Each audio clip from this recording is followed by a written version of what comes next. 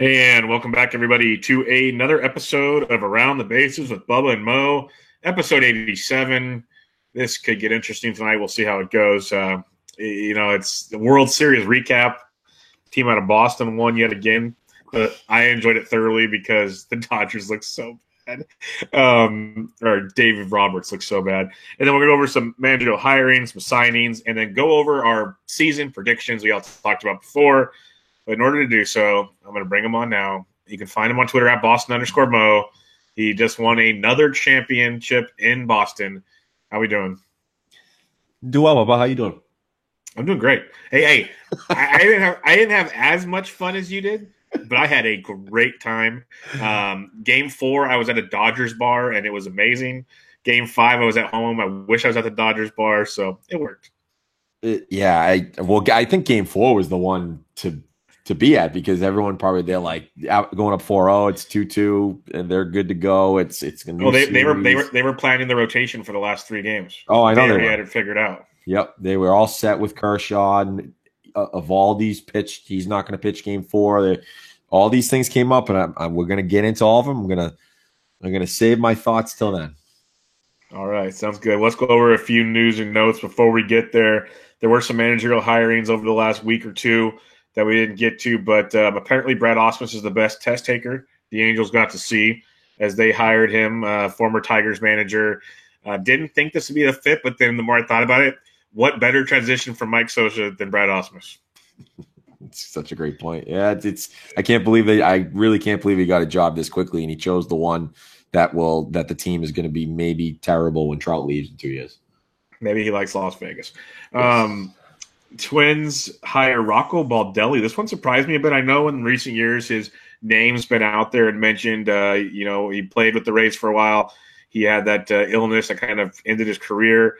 He was a first base coach for the Rays from 2014 to 2017 and then helped them in the front office this past year. He seems like a very, very statsy guy. He flat out said that in his press conference about the Twins and whatnot. So interesting signing by the Twins with Rocco, but it's definitely a different change of pace from Paul Molitor. Yeah, and he did kind of talk about that, Bubba. I think he used the analytics and kind of said, look, it can't be the end-all, be-all. We have to use what they give us to our advantage, but that's just not the only thing to use, which is the right thing to say. Yeah, no, I liked because he basically admitted that you need to look at these, you need to use them, but it's not like, I'm not going to pay attention to the game flow and how everything else is going on. So, yeah, it was perfect. Blue Jays hired Charlie Montoyo, which kind of surprised me out of nowhere. He's a Rays bench coach last year. He's a third base coach for a few years prior to that. Worked in the minor league system with the Rays for 18 years. So if you want to talk about a guy paying his dues, he has paid his dues. Now he gets to possibly have one of the greatest jobs ever because he's got Vladimir Guerrero Jr., he's got Bo Bichette, he has so many toys to play with pretty soon. What's your thoughts on Charlie Montoyo? Well, I think we know that the Rays obviously are an organization that needs to build from within. They've always done it. And, for him to manage in that system for that amount of time, it's become clear that he can develop players. And as you said, he paid his dues. And this is probably, we talked about it before. You don't know. You can't really go off of a hire like this. Like in the NFL, I think you can kind of go off it and say, okay, this guy worked for this guy. He's coming from this coaching tree, yada, yada, yada. It's tough to do that in baseball. But, when you've managed in the Rays system for 18 years and it's literally they're picking at the top at the beginning of those years, they were picking at the top of the draft every single year. And for him to be part of that is probably a good thing for the Blue Jays and probably a smart hire, in terms of a resume, looking at his resume. Yeah, no, I think it's actually because I didn't look into it too much till we were talking now, but for what they have coming up for the rebuild they're going to have to do and the system that they have built that's not great but has been big time improved over the last few years, it's a really good hire. I think it's a really sneaky good hire. Mm-hmm. Like you said, we don't know, and it'll take time to find out. And then the last one that kind of surprised me a bit is the Reds hired David Bell. He was this past season was a VP of player development for the Giants. The Giants really, really liked him. They were hoping to hang on to him long enough till Bochy wanted to retire. And then when the rumors of the Reds thing started creeping up, people were starting, there was, I think it was Henry Schulman and some other big-time beat writers were saying maybe it's time for the Giants to talk to Bochy about slowing it down. And I'm like, no, you never tell Bochy. Bochy decides what Bochy wants to do. But he has had some health issues recently. I wish they would have found a way to keep David Bell there because the players liked him. The front office liked him. He was a good fit there. He's been with the Cardinals and the Cubs as coaches. He's been around, played for the Reds in the minor leagues. But really interesting hire, and I think it's a good one for the Reds. Yeah, I don't know too much about him. I mean, obviously he's been around. I mean, I remember him as a player way back when. But, with his father being in the front office, kind of interesting. But I'll go off what you say in terms of the Giants wanting to keep him as sort of almost a holding manager. And when Bochy does decide to retire or move into the front office, whatever the heck he wants to do, as you said, he controls what he wants to do. It's not going to be a Socha issue here. At least we don't think it will be. So we'll have to see At least he has managerial experience, unlike a Rocco Baldelli or a Brad Ausmus when he was hired by the Tigers. So that's the 4 manager hirings, Bubba. Let's move on to the GM hiring that raised a bunch of eyebrows, and I'm going to hope I'm going to get this right. The Mets hire Brodie Van Wagenen. Waganen. You got any thoughts on that one, Bubba? I'm going to say Waganen. I have no idea. That's what I thought. I thought it was Waganen, so we're going to go with that. It doesn't matter. He's hired as the GM, and Bubba, he's an agent. He runs CAA, which is one of the biggest agencies in baseball. He also is the agent of Cespedes, Syndergaard, DeGrom, Todd Frazier, and our buddy Tim Tebow. And now he is the Mets GM. It's already been said he's sitting out of the DeGrom arbitration hearing. Seems a little, with all the young minds in baseball, seems like a stretch even for the Mets. What do you think? Yeah, I don't understand this one at all. Maybe the guy's really good, but before the podcast, there's other teams and other sports that have agents as GMs. I just don't see how you can. It's such a conflict of interest to me. I know he's sitting out of the arbitration hearing, but okay, when the arbitration hearing's over and next season comes around, you got to negotiate a contract with him. Do you sit out of that too? How do you build these teams with all these players? It just seems like there's so many conflicts of interest here. I think it's odd. It would only be the Mets that would do something like this, in my opinion. Very weird. Yeah, it happened with Bob Myers in Golden State, and obviously, if the same thing happens with the Mets that happened at Golden State, they'll be happy about it. Rob Pelinka was named the GM of the Lakers, I believe before last year. He was James Harden's agent. He was a few guys' agent. So it does happen in the NBA. It seems like that is the sport that it could happen in, only because, you want to bring the superstars with you to that team. That happens a lot. Baseball is a lot different. I just don't see this working out well, Bubba. All right, let's move on to the Miami Marlins. They've finally done something that they could be in the right direction here for Derek Jeter's team. They signed Victor Mesa, who's the number 1 international prospect out of Cuba, 22-year-old. And they signed his brother, Victor Mesa Jr., who's 17 years old. I believe Victor Mesa got about $5 million a bonus. Victor Mesa Jr. got about $1 million. It's a step in the right direction for that team. And it seems like, especially in Miami, they need to bring as many Cubans as they can because of, it's the Cuban population in Miami is huge, and that can help get people to the ballpark. What do you think? I think it's a great move. We saw them start to do this as they started collecting more international money late last year and even this offseason. It made sense that this is what they were going for. I 100% agree that bringing more of a Cuban influence to a Cuban area like Miami is tremendous. I think this is one of Jeter's best moves so far. It kind of goes in line with, it's a rebuild thing. You got a 22-year-old now. You got a 17-year-old that'll be there in a couple of years. These kids are really talented, especially Victor. Really, really good. He got paid, as you'd expect.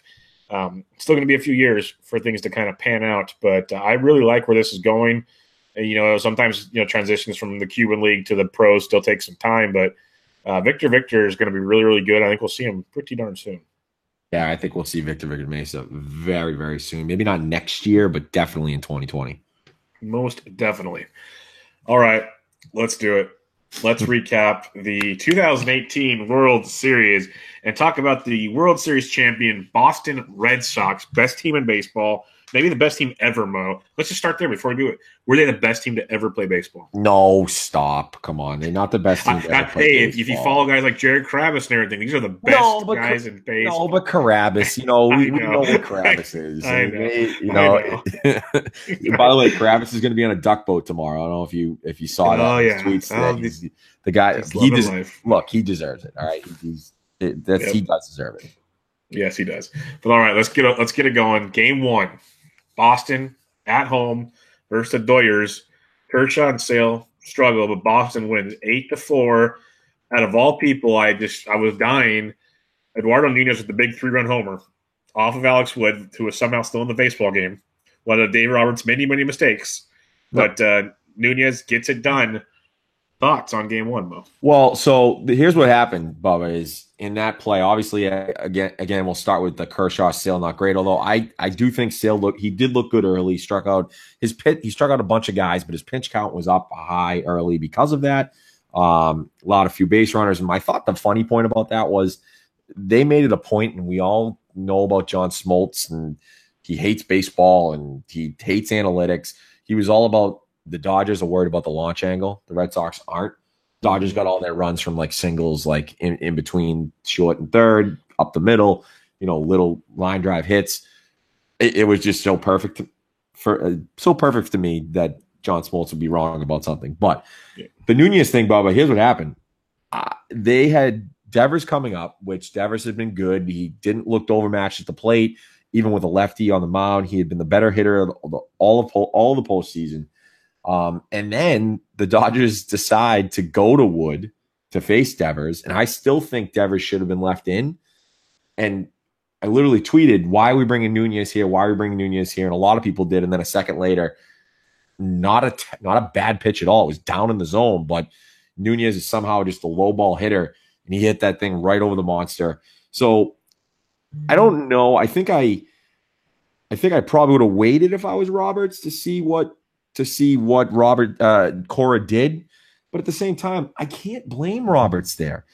I can't blame him with the whole analytical thing. But at some point, Bubba, and I think you'll agree with this, you have to go with the eye test. Baez was rolling. Oh, yeah. He was rolling. I can agree with that.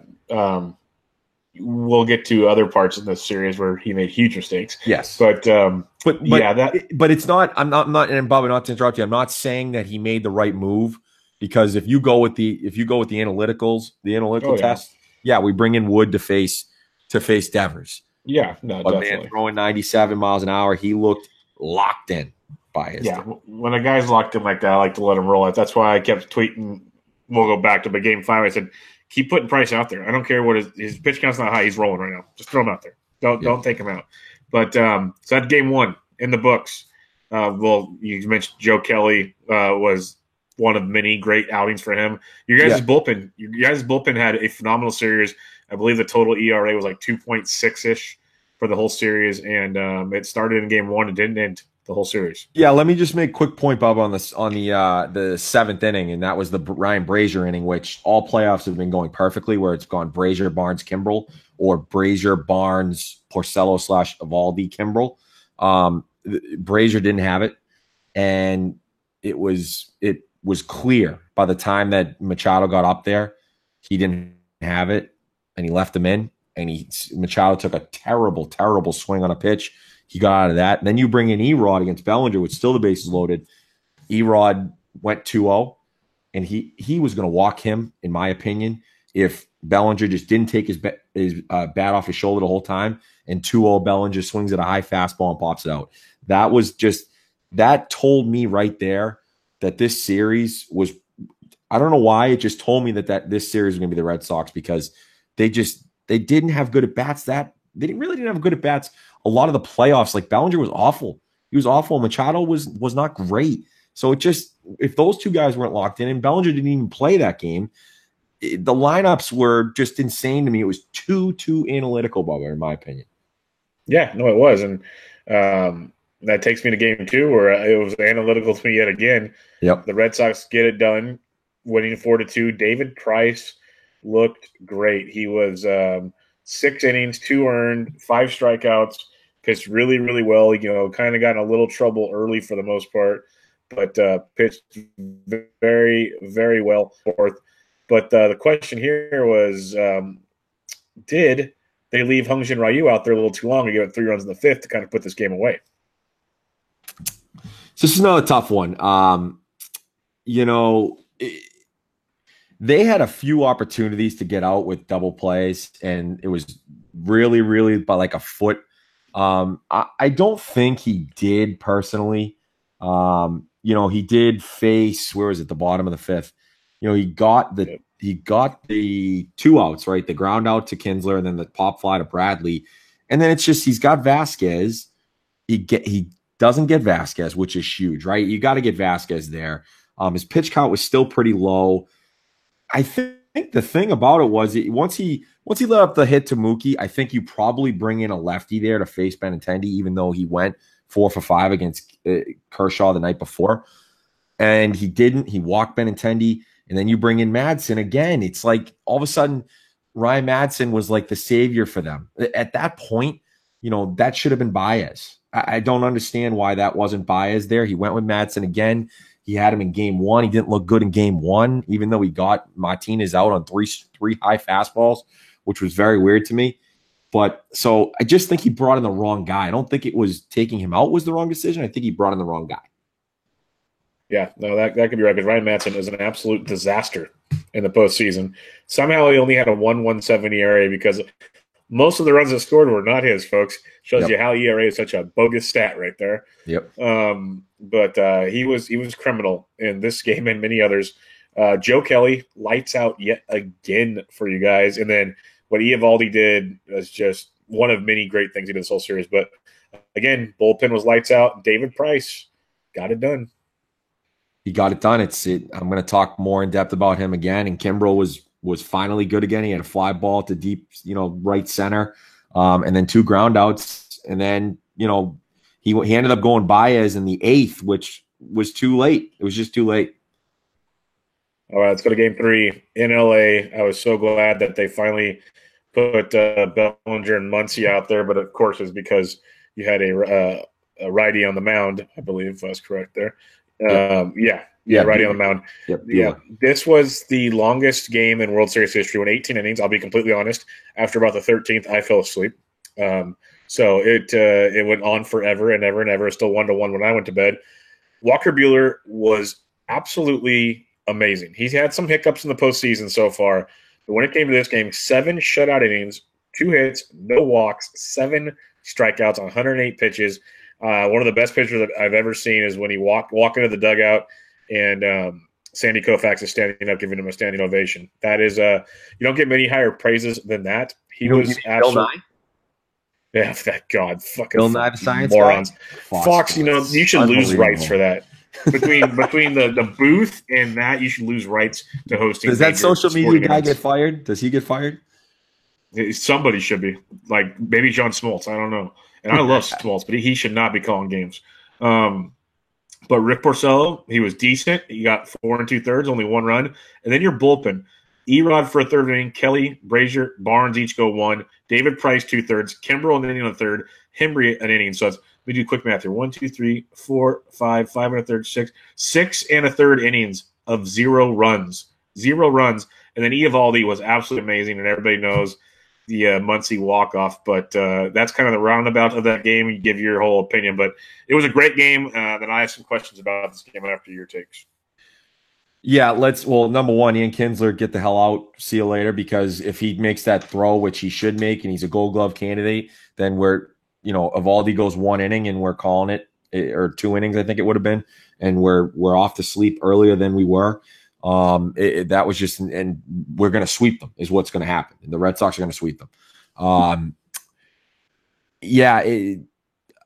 There's not much to say about the starters. Walker Buehler was incredible, and the fact that he's still pitching right now because of the innings limit that I thought he would definitely have. I think he ended up getting to like 184 innings for the season.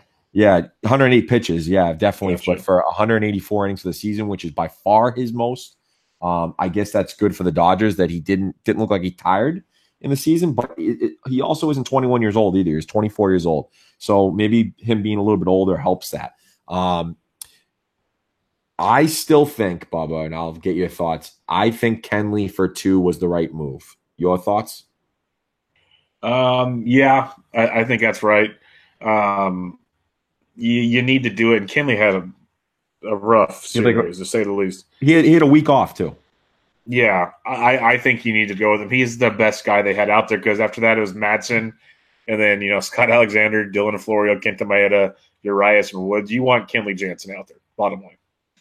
Yeah, it was either Baez and then Kenley or Kenley for 2. Which, again, Kenley for 2, he's done it. He hasn't done it a ton this year because he struggled a little bit at the beginning of the year. I just think you can't kill Roberts for that game, even though they won the game, right?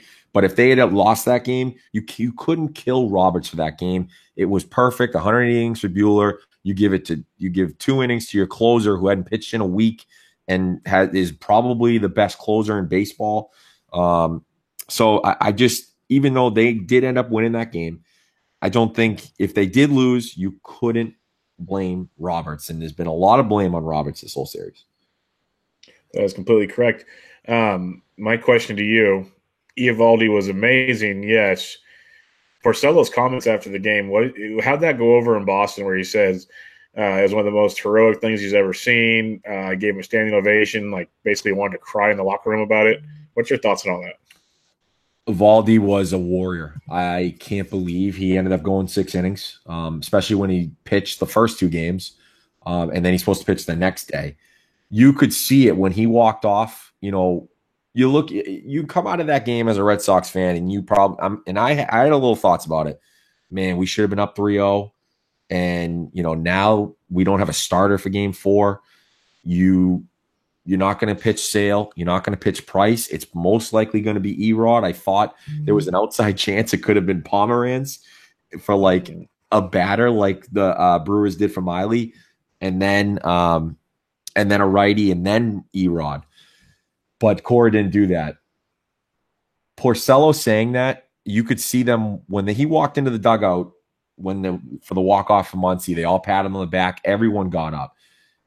It was still in the Red Sox favor, the momentum. It just was, in my opinion. Just to be so inspired by that is insane. That guy, Bubba, we all know he's had his arm troubles in his career, right? And now he's got his chance to make some money at 30 years old. And he says, I don't care. I want to win a World Series. And this is what the Red Sox were about, and the Dodgers sort of weren't. Yep. No, I loved it. And that leads us into Game 4. I was saying all along I thought it'd be Erod. It got announced it was Erod, but reports came out throughout the day that Eovaldi walked up when he got there. He walked up to Cora and said, "I'm ready to go today." And Cora said, "You may be ready, but your agent's going to kill me." Yes, which I thought was amazing. That was I this series made me learn to like Cora so much. I am not liking to begin with, but the little things he did and the way he worked with the guys was great. But Sale came in there, Price came in there. They all basically said, "Give me the damn ball," which.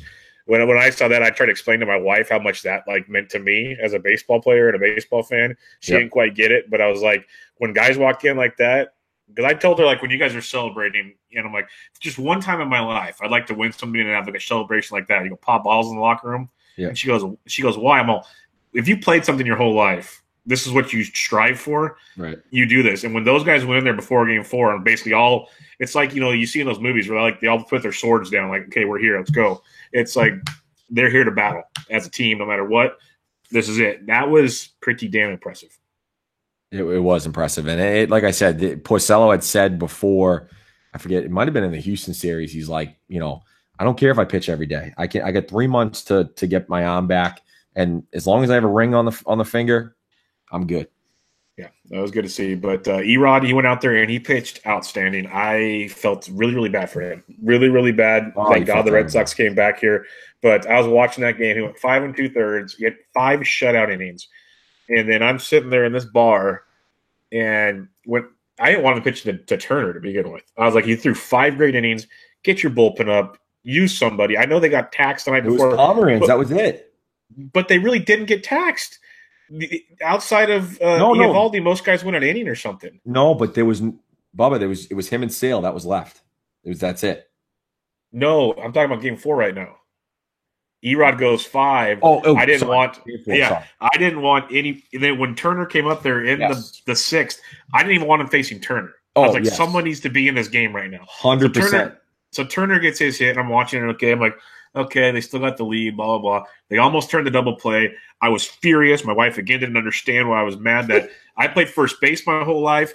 And if you're a catcher, you don't throw that goddamn baseball unless your first baseman's yelling inside or outside, and he was standing behind the guy. There was no target to throw to. You don't throw the baseball. Should have went to second.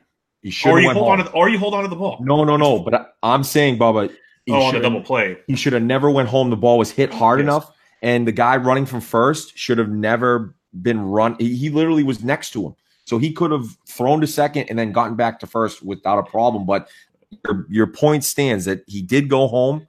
Can't throw to first if he doesn't point each way. No, it was just bad. Like the stuff you learned week 1 of playing, they did, or in spring training, they didn't do there, and it made me so furious. But I digress. At that point, Erod should be off the mound. Mm-hmm. No, he's up there against Yasiel Puig. Before he even gets in the box, I looked at my wife. I said, "This is not going to end well," because Erod was out of gas. He was out of gas, and it was not his fault at all. Like that's why, out of all the things Corey did the entire series, like I said, a lot of really good things. This was one of the biggest blunders that I was afraid was going to ruin the entire series. I thought this was going to do it. But we know how it goes. Puig goes deep. He gets cocky. But the Red Sox answer. But before that, what's your thoughts on all that? Yeah, I mean, you nailed it. I mean, he should have never been pitching a Turner, and then it ended up being okay. They should have got the double play. They didn't, but he should have been out for Puig. That was on Cora, which is why Cora got extremely lucky in this series in different situations. I mean, he made the right moves in probably 65, 70% of them, but in that 30 to 35%, he really, really got lucky, in my opinion. Look, the Puig thing was awesome because I want to see more of that, and I don't want people to complain about it. The guy hit a 3-run homer in the World Series when they're up 1-0 in the game to make it 4-0. You have to celebrate that. Who cares? Get him out if you don't want him. Have you ever seen a pitcher throw his glove like that as soon as the home run went off? Instead of, you see pitchers sort of yell up in the air or whatever, but I've never seen a pitcher throw his glove at the ground when he knows he let up a home run. No, I don't see the glove thing. I usually see more like Kershaw breaking his neck, which I saw a lot in Game 5, but we'll get there in a minute.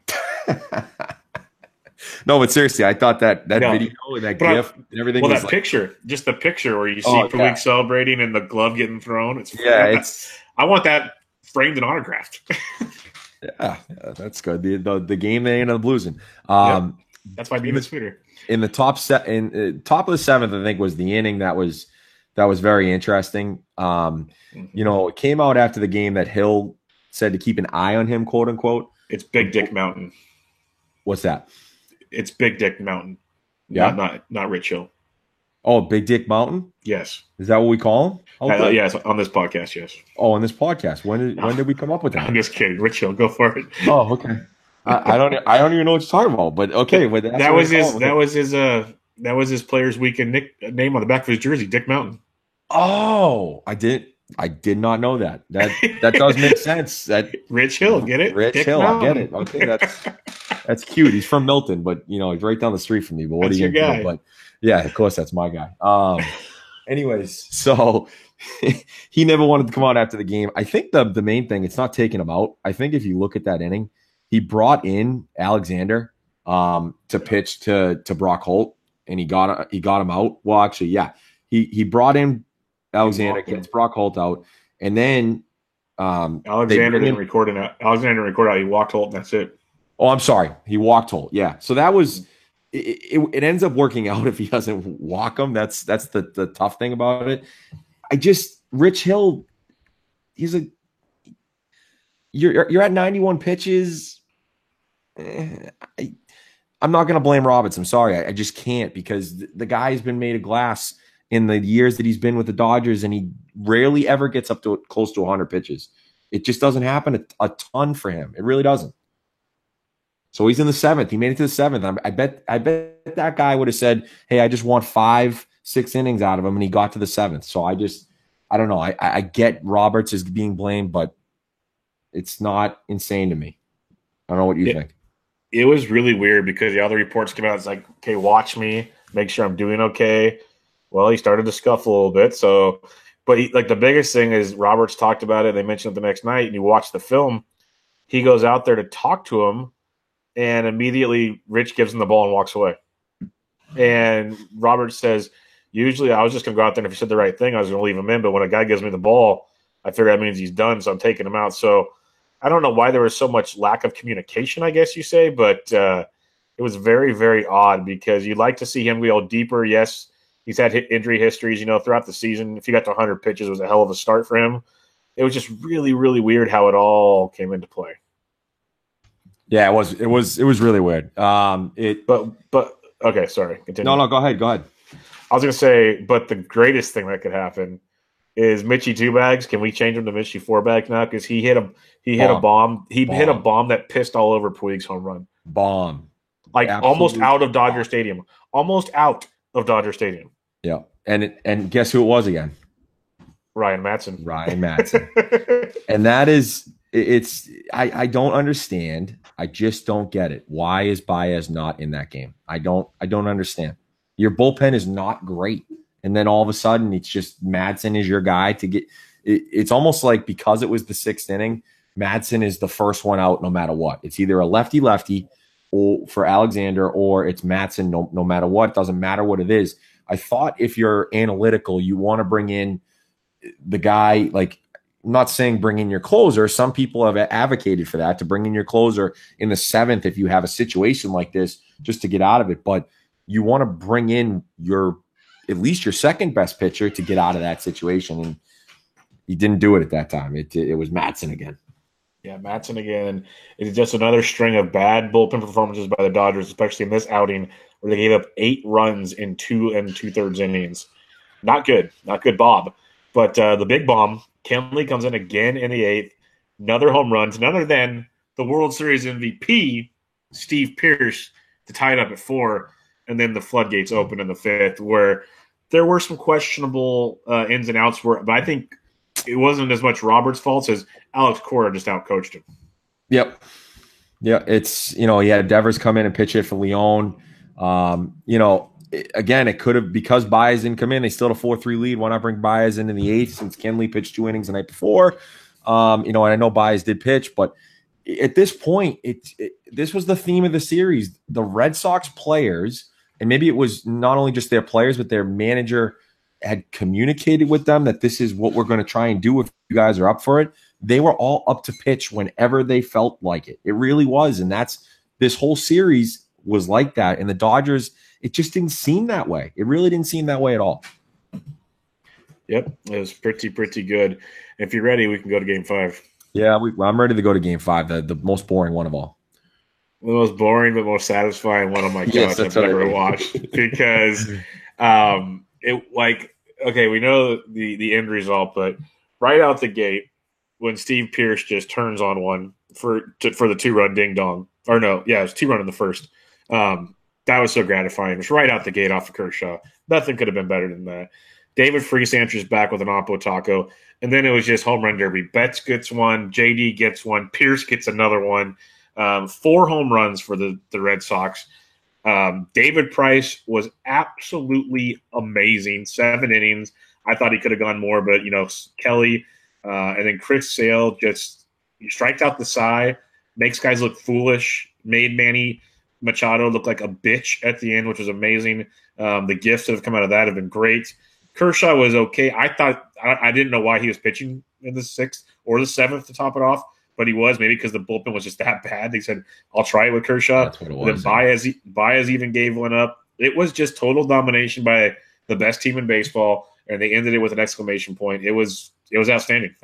You can go from there, whatever you like to say. And I actually forgot about Machado cleating Steve Pearce again. He cleared another first baseman, and this one was clear. And by the way, apparently Steve Pearce and him are best friends from their Baltimore days, and Steve Pearce's daughter was in his wedding as the flower girl. So that's another just Manny Machado. Enjoy him in Philadelphia. He'll fit right in Philadelphia. So Price pitched in 4 out of 5 of these games in this series.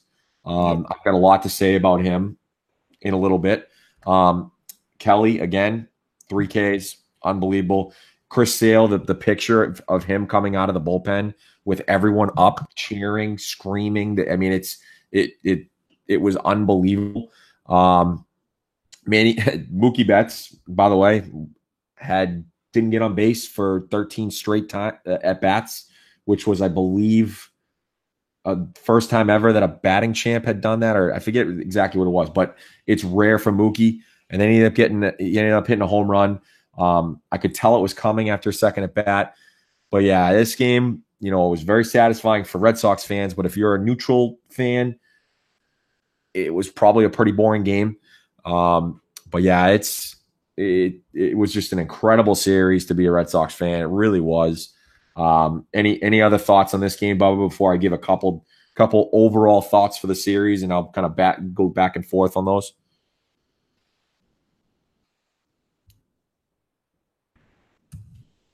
Yeah, you're on mute, Bubba.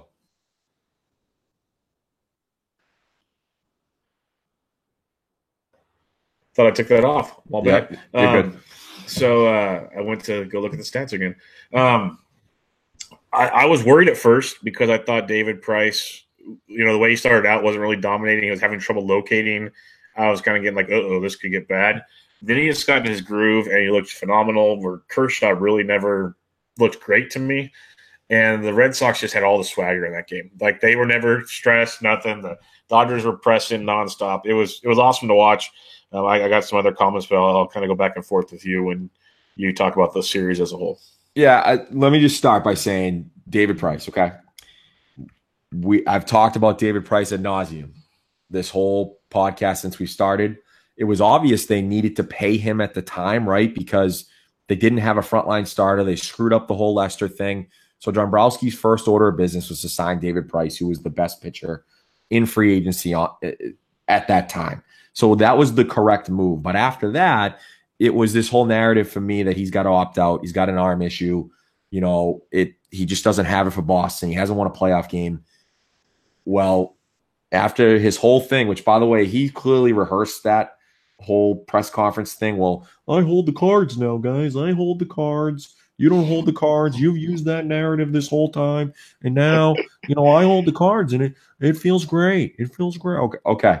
Tell us how you really feel. He rehearsed that maybe 1,000 times in front of his hotel mirror in LA. That's 100%. That's 100% factual. But you got to eat crow, and you can eat crow, and he did it. He turned it around. Not only did he do it, Bubba, they won all 4 games that he started in this postseason, I believe. He won 3 himself. Yep. He pitched in 4 of the 5 games in the World Series, with 2 being starts of 6 innings or more. I mean, that's something that has not been done a ton. I know, Bumgarner started in 3 games in the World Series. And came out of the bullpen. It threw out of the bullpen as well. To have David Price do this was incredible. The same thing for Eovaldi, who threw in 3 of the 5 games. They were all in the bullpen at all times, Bubba. And that's what I talked about with them and the Dodgers. You never saw a ton of all their starters weren't in the bullpen all the time. There was no way Walker Buehler was throwing more than he was, because they're worried about his arm. Rich Hill wasn't getting back there because he's really just he's not going to do that.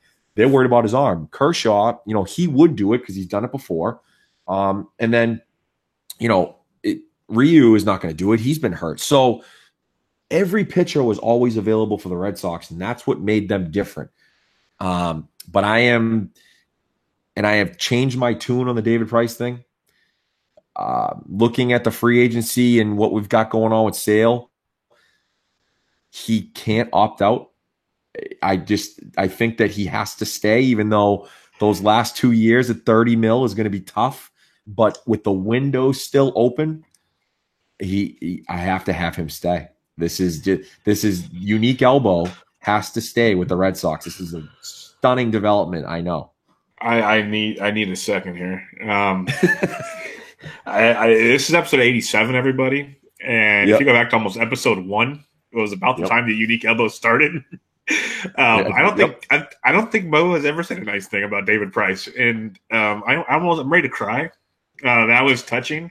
You want him to come back now? That was amazing. Because for those regulars that listen, I give Mo crap a lot about David Price. I think he's actually pretty good, and Mo admits he's good, but he also admits he's a douchebag. That's why he doesn't like him.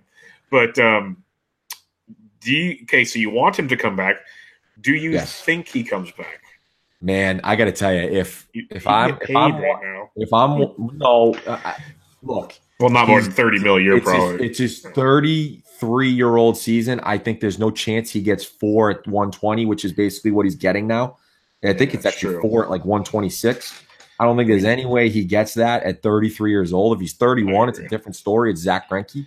But yeah, he has to stay, Bubba, because the market just isn't that great. It's Corbin, who, again, it's going to be a lot of research done on him this year, because it's just, is he a 1-year wonder? And then it's Keuchel, who, right? So there isn't a lot there. And then Sale and Porcello are free agents after next year. So he's got to stay. It's just, I can't believe I'm saying it. And I don't want to say I'm wrong, Bubba, and I think you can agree with that, because he hadn't done anything yet.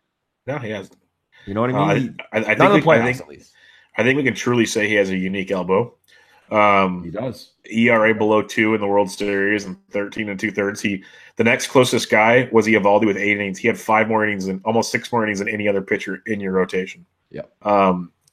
He was very, very impressive. And if anybody could walk around at that parade tomorrow with the middle finger T-shirt, it could be him right about now, because you weren't the only one T-shirt. We don't know. You weren't the only one giving him shit. There was a lot of people in Boston riding his ass. A lot. No. He could have some fun with this. So he's gonna. Trust me. I know. He's gonna be playing Fortnite like in the middle of a game next year, okay? Well, him and Eovaldi played it before Game 5, so fuck it, let him go. Yeah. Speaking of Eovaldi, Jason Collette was tweeting out there after every good outing, him and Pierce at different prices that they're going to make. Eovaldi's going to get paid. Where do you think he goes? You want him back now, but I don't think you're going to be able to afford him. That's sort of my next step, Bubba. And I know we're going to get into free agency in probably a couple weeks, but I don't know. I really don't. I don't think there's any chance he comes back to the Red Sox. I can say that confidently. I just think there's 0.0 chance that they can do it. Yeah.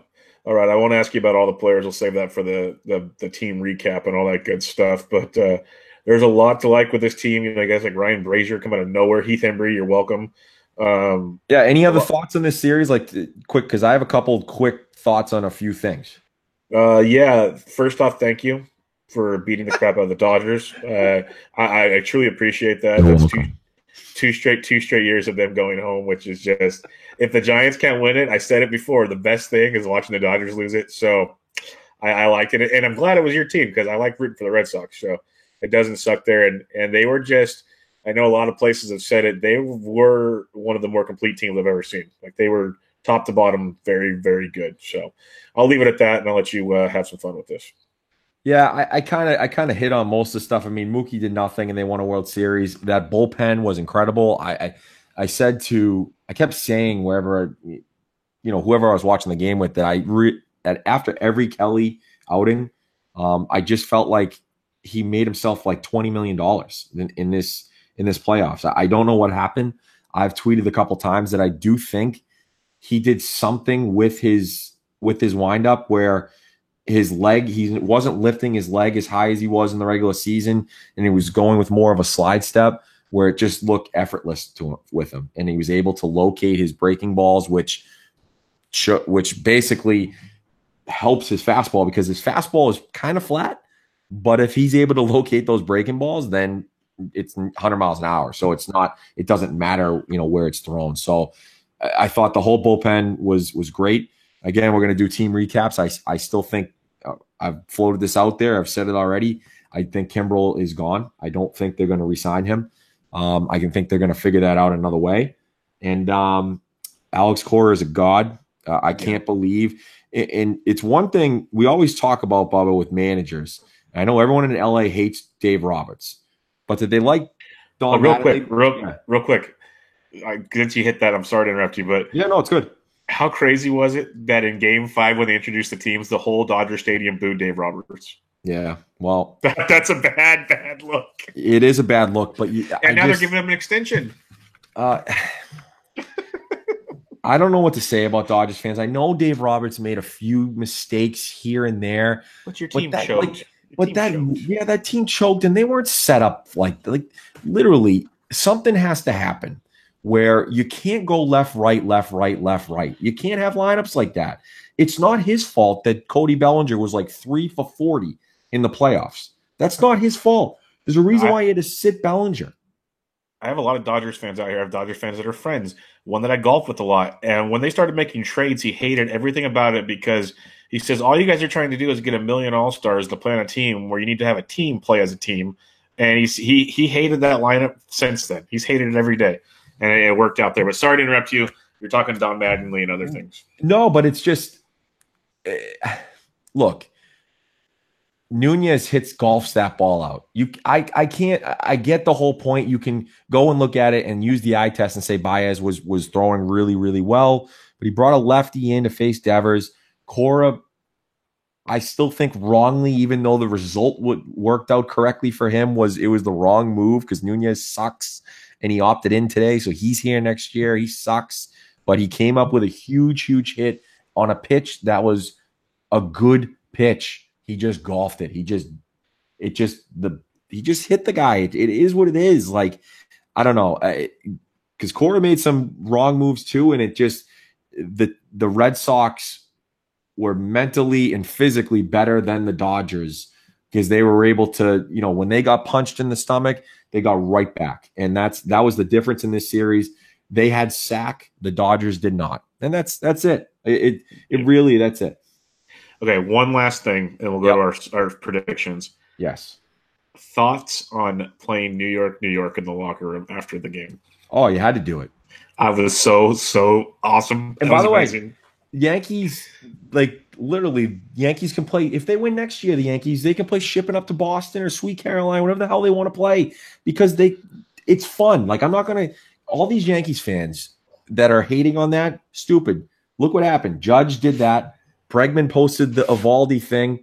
Then they went on the run. And then the Dodgers posted after game 3 the damage done on their Instagram. 3 times by 3 organizations, the Red Sox took it to them. You would have been proud of me in game 4 when Pierce went deep. After, Puig went deep, it was just raucous in the bar. When Pierce went deep, I stood up on my bar stool and I started singing Sweet Caroline. So it was great. That's awesome. I hate, by the way, don't sing Sweet Caroline anymore. I hate that song. When that song will not be played ever on this podcast. We're an anti-Sweet Caroline song podcast. It's the only one I do, but predictions, go. Yes, let's go through the season predictions real quick, Bubba. Look, I swept the division winners in the AL, but I think that's not that hard. They were pretty much chalk, other than you had the Yankees, I guess. And then you had the wild card team, the Yankees, and then our other wild card teams were the Twins and the A's, the Angels. But you did have the A's close. So that was, I'm going to give you half credit on that one because that was a good pick. Yeah, I was on them from day one. I will take credit. I was on them from day one when many swore that they were, and I know they weren't. Liars. I've been on them since day one. Yeah. We got crushed in the NL. We both had Washington. We both had Washington winning it all. That did not work. I had Chicago. You had the Cardinals. Again, Cubs ended up making the playoffs. Not great. Both had Dodgers. And then I had St. Louis and I had Arizona. They both were in it for, some of the season. Arizona was in it for a lot of the season. Cardinals made a little bit of a run. They didn't get in. You had Cubs, Mets. We all know what happened to the Mets. You got the Cubs right. Yeah, pretty bad. Not great. I had Houston versus Boston as the ALCS matchup. That was true. You had Houston versus Yankees. You almost got that right. So, again, it is what it is. I had Washington Dodgers, so I got half right there. You had Washington versus the Cardinals. Both those teams did not make the playoffs. Guess that's not possible. So, yeah, we got to be a little bit more creative next year, and I'm pretty sure we will. World Series matchup winner, we both had Washington over Houston in 6. We were close with Houston. Again, not close with Washington. Thoughts? Yeah, the National League was crazy all year. We've talked about shit on this podcast. We basically talked for the last 2 to 3 months how the American League was already decided, which was the chalk. Yep. And then the National League was just every other week when we'd update the standings, it was just craziness in the playoffs. And if you look at yours, you had, the Cubs, if they beat the Brewers, they win the division on that last day. Yep. And then the Cardinals and the Arizona Diamondbacks, midway through September, they had a chance to each win the wild card. So it was wild. I'm glad the Brewers did what they did. It was good for baseball because the American League, yes, the best teams won, but it was boring as hell. This whole season in the AL, outside of, the first half where the Red Sox and Yankees battled, but then the Red Sox pulled away, and it was boring. So other than that, I'm not too worried about it. It was fun. It's going to be interesting to see when we do these picks next year. I'll tell you that much. Do you think it would have been a deeper series if the Brewers made it? I say yes, just because I think Counsell's a better manager than Dave Roberts. He knows how to kind of put the puzzle together better, if that makes sense. Yeah. And I think he would use the bullpen the way it needed to be used, unlike like we saw in the early series. I think it was just the Brewers' offense disappeared, and that's what cost them against the Dodgers. And that could have cost them against the Red Sox too. But I think pitching wise, he did everything right, and he would have done a lot better than Roberts. Yeah, and he wouldn't have had to pull, the whole Miley thing against the Red Sox because they're not going crazy lefty righty. But yeah, I do think, maybe granted it might have been only a game, but I think it might have been a little bit of a better series. The season predictions review, which is our over under for regular season wins. Okay. We did not do well in these either, Bubba. They look so good at the midway point. I know. I went 2-4. You went 1-5. Nice. The only ones I got right was the Red Sox, which went way over, and the Giants, so the two teams in our podcast, which I guess we know most about, and the Giants under.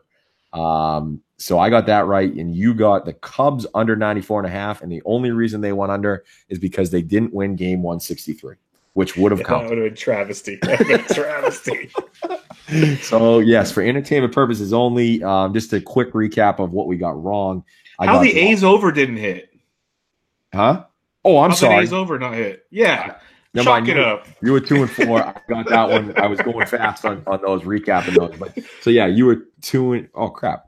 Yeah, okay. You were 2-4. I was 2-4. Okay. So you got Oakland right. There you go. But yeah, the quick recap of what we lost. I had Washington over, Chicago White Sox over, Colorado under. We both had those, and Seattle under. And then you had Miami over, Minnesota over. I already talked about Colorado over, and then Houston under 96.5 wins. They rolled even in a division that was, I guess, more competitive than you would have thought. So we're going to do better on those next year too. Yeah. Let's talk some player over-unders. We both took Aaron Judge under 43.5 homers, thanks to a couple injuries, unfortunately. We got that. Yes. We both took Manny Machado over 37.5 homers.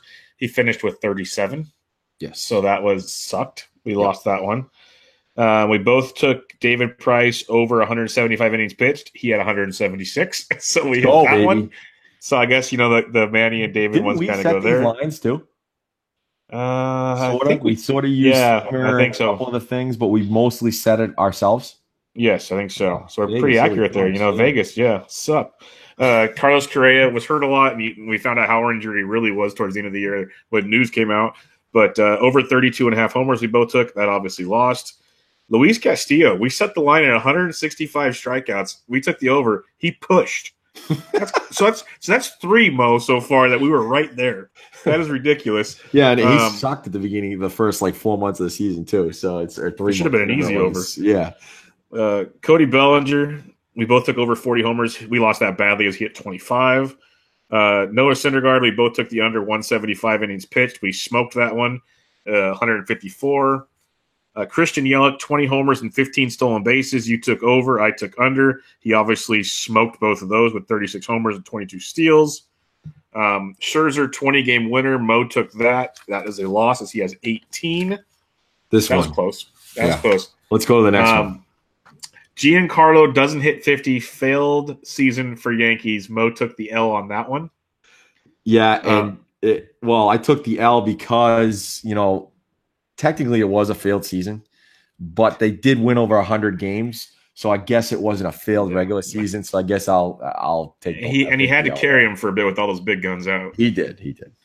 Machado, you said he would be traded before the deadline and to the Cardinals. So yes, he got traded, but not to the Cardinals. So Mo takes the L there. That sucks. That I would have won that. And the hot take of hot takes in a landslide, thanks to a couple injuries, of course. But I had, Judge, Stanton, and Sanchez versus the A's trios. I had the A's trios hitting more homers. That'd be Chapman, Olson, and Chris Davis. And they smoked them 83 to 101. So I'll take Come on, you lose if they all stay healthy. That should be. We got to have an asterisk on something like that next year. Hey, details. Details. All right, yeah. So that worked for me. Yeah. Now we go. We had 3 second half bold predictions. I believe, Bubba, this was in like the mid-July at the All-Star break. Just to give kind of a background, I had JD Martinez hitting 50 homers, which is 19 homers in 2 months. He hit 43 total. And I'm going to point out that the Red Sox won the division in like May. So they really didn't play a ton there at the end of the season, and they weren't playing for a lot. He sat out a lot. So, I might have hit that if they had something to play for in those last couple of months. I had Alex Bregman hitting 35 homers. I think at the time, Bubba, he had 18 or 19, right? Something like that. Yeah, I think he doubled his number basically. Yeah, he doubled his number, but he only hit 31. But I still like that one. And then I had the Oakland A's beat the Yankees in the wild card game, and they just didn't have it that day. They did not have it, and they didn't get the job done. But it was more satisfying for me because we got to beat the Yankees. There you go. Again, these are bold predictions, so this is why they didn't go right, most likely. Yes. I had the Phillies to win the East and make it to the NLCS. Neither one of those happened. Nope. I had Aguilar and Matt Carpenter both with over 40 homers, or with over 40 homers, and that they would have more than Bryce Harper. They both had more than Bryce Harper, but Aguilar had 35, Carpenter had 36, where Carpenter had 34. So it's kind of a push. We'll give it a push. Yes. So I had one and not the other. And then I have DeGrom wins the Cy Young and has under 10 wins. We're still waiting on that one, but I think that has an interesting shot there. He has 10 wins, though, I believe. Yeah, he does have exactly 10, but he is going to win the Cy Young, so we're going to give you that one. Yeah, so that'll be that one. But it was a fun year, Mo. Fun year. I've already seen lists of free agents, arbitrations. We're going to have the hot stove hopefully starting sooner or later. There's already rumors about Harper and Machado and all this good stuff. Any final thoughts on the 2018 baseball season? What a season. I tweeted about it, after the fact. I obviously had champagne, a lot of drinks on Sunday night. It was fun. This whole season has been fun with everyone listening. I think we're growing, slowly but surely. And I've gained a ton of followers from people that I want to follow me. I don't care if I have idiots following me and trolling me. I think I've made it. If I do have 2 or 3 of those, so I guess I've made it a little bit. But no, but just I think the community. You've got guys like Justin Mason who sort of helping grow the community with the Great Fantasy Baseball Invitational and the 2 early mocks, and a lot of different things that are going on, and it's just a lot of good people. So it's been a fun year with that, and it's always good to have your team win the World Series too when you're able to talk about it once a week. But hopefully we got a lot in store for the off season, Bubba. Like you said, free agents. I think we're gonna have way more fantasy baseball talk. At least I'd like to. I think you'd like to as well for the off season. So I'm excited about all of that. Yep, got a lot of fun stuff coming up. It was a very fun season. Always fun. Arizona Fall League's going right now, so probably get our boy the Welsh on when it's all said and done and talk some prospects and all that's going on. So tons going on. But yeah, fun season. It was really cool. Maybe we'll do a season recap one of these upcoming weeks here and kind of go back over some of the highlights of the season just to go over them one last time. But all in all, really good.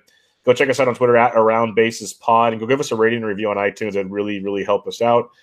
Mo's on Twitter at Boston_Mo. I am at BDintric. Episode 87 in the book. 2 full baseball seasons in the books. Catch you guys next time. See you.